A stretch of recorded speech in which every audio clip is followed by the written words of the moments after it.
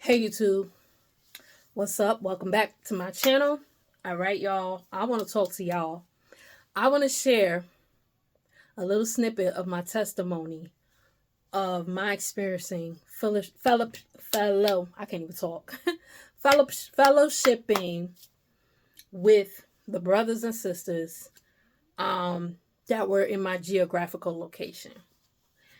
Um, and I'm really gonna hone in specifically um on a particular individual, but I just want to share my experience. See, when you decide that you want to be a part of that ministry, um, I don't know if they've changed it up now. When you decide that you're going to join, you're supposed to make yourself known, right? Reach out, call the number, right, in the description, whatever. One of the elders will get back to you and try to link you or connect you with someone in your area that is a part of that ministry to fellowship, right? So that's what happened to me. I called in, spoke directly to that pastor at that time, did what he told me to do, and they directed me to a brother that was, I guess, the head or that was basically I don't want to say filling in, because long story short, not too long, an elder had passed away. His name was Elder Felix.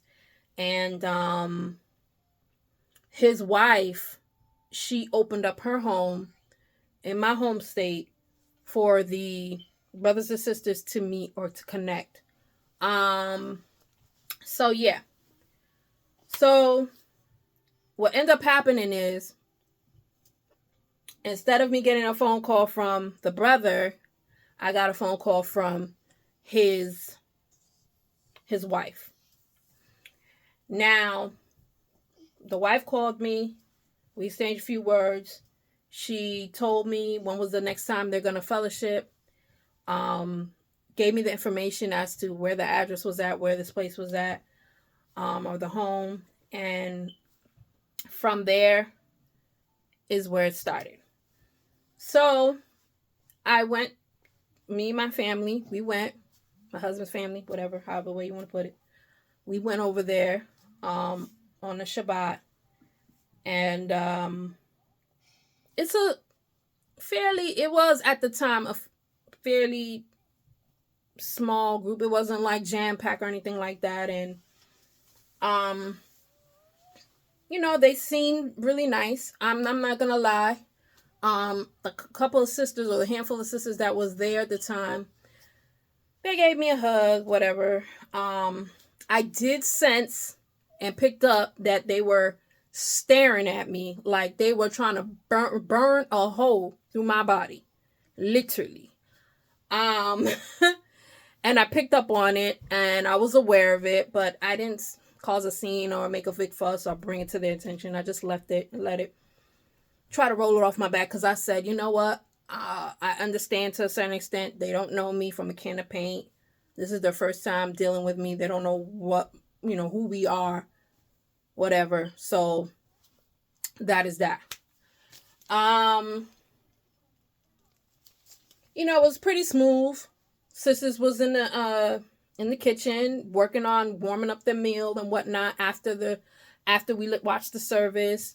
Brothers were kind of like interacting with each other, talking, mingling, and it was pretty smooth, but bum bum bum bum.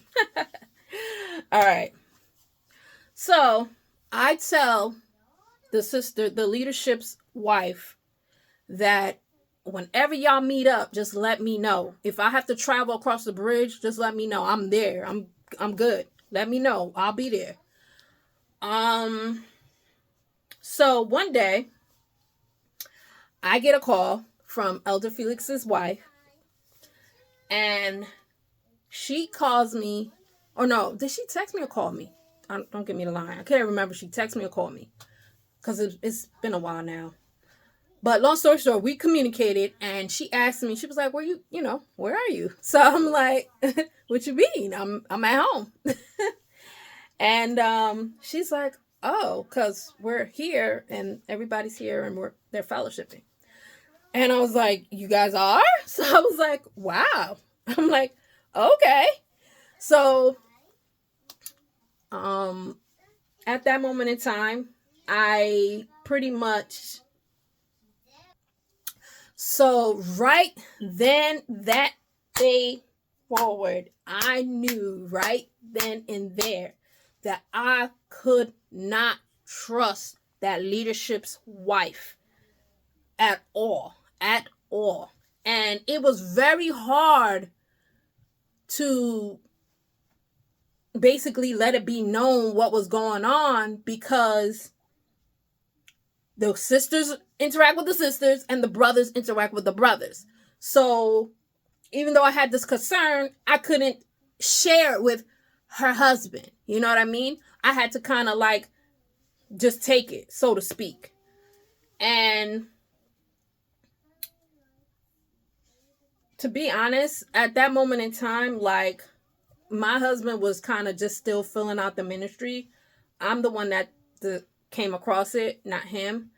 And so he knew, like, I told him, but he didn't really understand. See, the thing is, all right, there's certain things that I will peep or see that some people don't peep and see.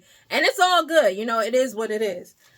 But I just knew that was a low down, dirty move. You know what I mean? I knew it was wrong. I knew it wasn't right. And I didn't really necessarily know how to go about getting this situation dealt with or handled or talked about or whatever. And why is that? Because the ministry head or the pastor and then the leadership, they emphasize and they stress so much on the women is this, the women is that, and women this and that, and how the woman's supposed to behave and how is she supposed to conduct herself and all of this stuff, right? That I didn't want to necessarily get out of character or cause any trouble by pointing this stuff out so early in me coming to be a part. So I just let it roll off my back, to be honest with you. But yeah, she played me like a fiddle. They got together. They were actually in my home state. She did not hit me up. She did not reach out to me. She did not text me. None of that. And I just want to say to y'all, sometimes, a lot of times, it's not just even in this particular ministry, but I'm honing in on this because I went through a lot with this ministry. Believe it or not, it's not just the main hub people, the people that live communal or live in a house together that go through stuff. People who are offlanders, people that live nearby the geographical location of the main hub, and I'm pretty sure maybe in other states, but in the main hub, we go through stuff too. And basically, that's what I went through. Before I relocated, that's what I had went through. And so I didn't feel comfortable reaching out to her. I didn't feel comfortable asking her anything. I didn't feel comfortable confiding in her. I didn't feel comfortable doing jack skittles with her. And that's just the honest truth. And yeah. And I also kind of felt like I always had to kind of like reach out, so to speak. Like, it just seemed like she wasn't gonna look for me or she wasn't gonna reach out per se. It was like I always had to like, hey, are we getting together? And I would like kind of try to hit her up like on a Wednesday or whatever, like early in advance so that I can know ahead of time what's the plans, let my husband know, so on and so forth. I'm telling you, some of these leadership wives, and I'm stressing some, because I don't want, some people, they'll hear things and they'll just go over their head. Some, I didn't say all, some, and some they are evil. Okay? And it's rough because they stress so much about sisters getting with the sisters, and go to the mothers and go to the leadership head's wife, and some of them are a hot mess themselves. Like I said, am I expecting them to be perfect? No, but some stuff, it was just too obvious. And I remember real quick, I got together a few more times. Me and my husband got together with them a few more times after that. And then we relocated and got closer. And I remember when I saw them, the sisters I'm talking about specifically, it's almost like they had a change of heart for me. The only sister that remained the same from through and through, whenever she saw me, was Sister Valerie. She was the only sister, hands down. And I know I think her situation, she's not able to fellowship because she's with her mom or whatever in New York or whatever. But she was the only sister that didn't switch up on me, didn't start acting brand new. She was the same. Although I heard like she was a little off, she was the same across the board. Anytime she would see me, her smile would just light up. Valerie, I don't know if you will ever see this video, sis. You have such a beautiful smile. Oh my good. Her smile would just light up a room whenever she would see me, and we would just hug. And she was the only sister. All the other sisters, I'm going to just keep it 100% buck with you. And I'm talking about more so the sisters that were actually living in the Big Apple. I don't know. The ones that I met, because there was one that, that's another story. But the main ones that kept coming around, like they kind of switched up. It was a change of heart. They didn't feel the same way about me or whatever. And I felt that, and it was okay. It was all good. But it was just amazing to me because it was just like, all this talk about, we all have all things in common, and daughters of Zion, and they love one another, and sister, and I love my sister, and all of these fake hugs and whatnot when you come to fellowship and get together on at the tabernacle and shalom, all this fake stuff, man. I just honest, I kid you no lie. There was like a lot of sisters. I'm not going to say every single one because I'd be lying. It was a lot of sisters, though, that it was like when I would hug them, I could sense that energy like they didn't even want to hug me. They're just hugging me because I'm reaching out to them. And they probably don't want to be put on the spot and make it look bad, so they'll hug me back. But the hugs were fake. They were flaky as hell. They were phony, and a lot of times I'm like, damn, they could have just kept their hug. You know what I mean? Like, just save yourself, you know what I mean? Like, but I want to talk to y'all about that because that came across my mind with my testimony with that leadership wife. And I'm not going to front. The leadership head at the time, he did reach out to my husband. But the thing was, he only spoke to my husband. He didn't speak to me. So therefore, he didn't really know the full scoop. And my husband, he didn't really express it. He basically said that, there was really no issues. But the thing was, because he noticed that, he was on it a little bit. He was. But he didn't what he didn't understand is that the problem was his wife. That was the issue. That was the problem. And that's just the truth of the matter. You know what I'm saying?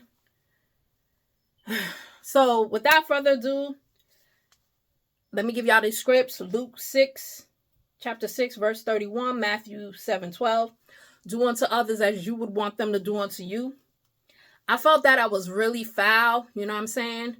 And it was just amazing to me because at that moment in time, or not even that specifically in that, well, here and there, that pastor would stress or the emphasis of being a a virgin, and she just so happened to be a you know what, when she got married to her husband.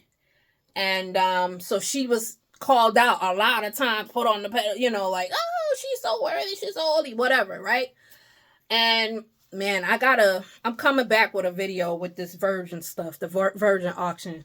But I just wanted to just share that real quick with y'all.